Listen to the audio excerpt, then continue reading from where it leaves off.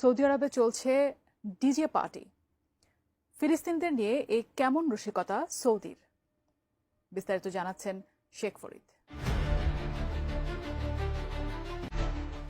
নিরীহ ফিলিস্তিনিদের উপর ইসরায়েলি বাহিনীর এমন বর্বরতায় নীরব ভূমিকার জন্য সমালোচিত হচ্ছে মধ্যপ্রাচ্যের মুসলিম দেশগুলো।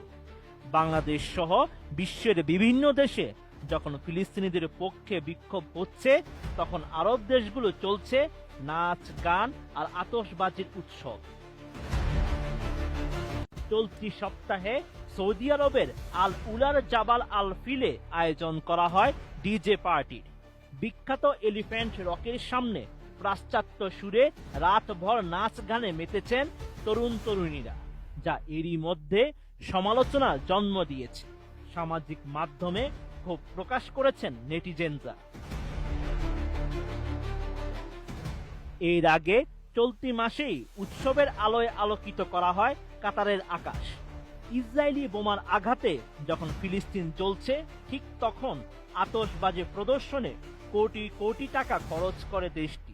লুসাই শহরের এই উৎসবে অ্যাক্রোবেটিক শো, আতশবাজি ও রাতের আকাশে ড্রোনের সাহায্যে বিভিন্ন আলোর খেলা দেখানো হয়।